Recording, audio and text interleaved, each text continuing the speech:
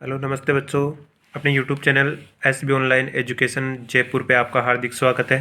10th class की SST को आपको ओल्ड पेपर प्राउड उपलब्ध कराने की मेरी पूरी कोशिश है। आपको 2017 का एसएसटी का सामाजिक विज्ञान का आप सामने देख रहे हो।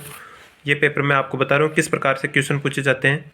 तो एक बार अपने SB online education YouTube channel पर आप ज़रूर एक बार विजिट करें और देखें कि किस प्रकार एसएसटी में कौन कौन से क्वेश्चन पूछे गए हैं विगत वर्षों में और अब किस प्रकार के क्वेश्चन संभावना पूछने की संभावना है। आपको मैं 2016, 2017, 2018, 19, 2020, 21 और 22 तक के क्वेश्चन जो पूछे गए हैं वो क्वेश्चन मैं आपको ज़रूर उपलब्ध कराऊंगा।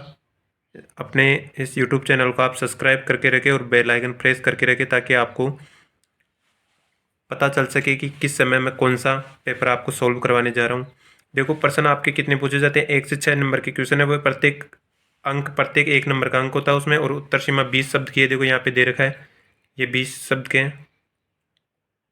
फिर आपके 7 से 14 है, वो 2 नंबर के क्वेश्चन है और 40 शब्दों में आपको उत्तर देने हैं, ज़्यादा बड़े भी उत्तर नहीं देने हैं। सटीक आंसर लिखना है और सुंदर लिखना है और पॉइंट टू पॉइंट लिखना है, तभी आपको नंबर मिल पाएंगे। 15 से 24 तक के जो क्वेश्चन पूछे हैं, प्रत्येक क्वेश्चन 3 नंबर का होता है और 100 शब्दों में आपको आंसर देने होते हैं। और 25 से 29 होते हैं जो 4 नंबर का क्वेश्चन होता है, प्रत्येक प्रश्न 4 अंक होता है और 150 शब्दों में आपको उत्तर देने हैं।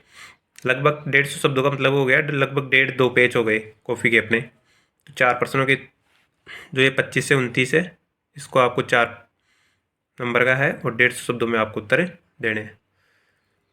और जो 30 नंबर का क्वेश्चन आता है वो मानचित्र संबंधी आता है और मानचित्र मैं आपको उपलब्ध करवा रहा हूँ, तो आप ज़रूर अपने यूट्यूब चैनल पर विजिट करें। तो पहला क्वेश्चन है, कांग्रेस ने किस अधिवेशन में पूर्ण स्वराज की मांग की थी। तो यह आपके सामने ये क्वेश्चन, पहला क्वेश्चन है, ये फर्स्ट क्वेश्चन देखो। पहला क्वेश्चन है, कांग्रेस ने किस अधिवेशन में पूर्ण स्वराज की मांग की थी। तो यह है लाहौर अधिवेशन में कांग्रेस ने पूर्ण स्वराज की मांग की थी और लाहौर अधिवेशन 1929 में हुआ था। अब अगला क्वेश्चन है, थोड़ा मैं स्क्रीन को छोटा कर लेता हूँ, देखने में आपको परेशानी नहीं हो।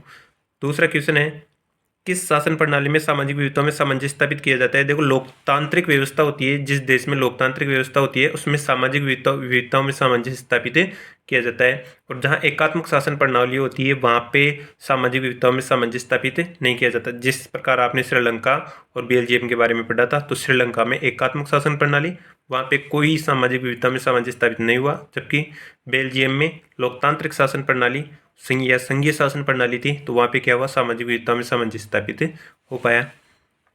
अगला क्वेश्चन है, दो या अधिक देशों के विकास की तुलना का उपयुक्त माप क्या है। तो हम किसी भी देश की 2 देशों की तुलना करते हैं ना, तो उसमें उपयुक्त माप होता है प्रति व्यक्ति आय। तो इसमें आपको आप आंसर लिख सकते हैं प्रति व्यक्ति आय या प्रति व्यक्ति आय अतिरिक्त, क्योंकि कहीं कहीं किताब में ये भी दे रखा है कि प्रति व्यक्ति आय को उपयुक्त नहीं माना जा सकता, इसलिए अपन उसको स्वास्थ्य या शिक्षा या इन दोनों के आधार पे भी क्या कर सकते हैं, तुलना कर सकते हैं। लेकिन यहाँ पे अपन को कौन सा करना है, प्रति व्यक्ति आय के आधार पे उपयुक्त माना जाता है। अगला क्वेश्चन है, क्वेश्चन नंबर 4।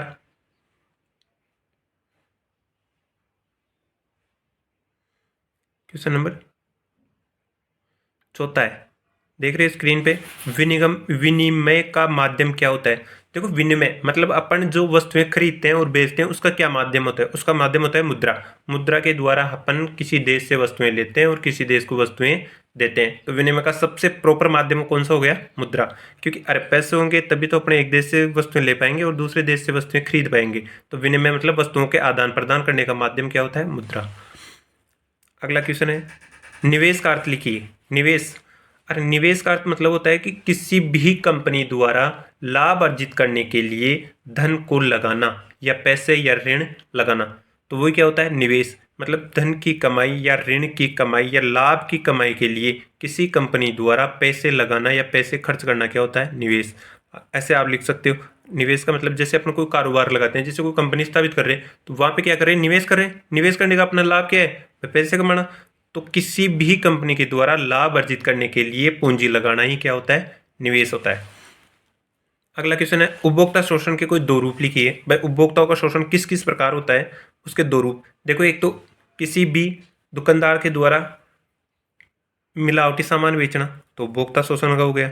एक है उपयुक्त माप के अतिरिक्त निम्न माप में सामान देना। जैसे आपने 1 किलो लिया, वहाँ पे आपको क्या कर दें, 900 ग्राम ही दे दें, तो वो कम हो गया। एक है आपको बिल नहीं देना, किसी चीज़ आप खरीद रहे हो उसका बिल नहीं देना MRP से संबंधित, तो वो क्या हो गया, शोषण के रूप हो गए। तो आप यहाँ पे ले सकते हो, एक तो उपयुक्त माप तोल के आधार पे पूर्ण माप तोल की वस्तु नहीं देना, दूसरा होता है खरीदी गई वस्तु का बिल नहीं देना, और आप लिख सकते हो मिलावटी वस्तुएं बेचना। अब इसके अतिरिक्त आप चौथा और लिख सकते हो, उपयुक्त क्वालिटी की वस्तु उपलब्ध नहीं कर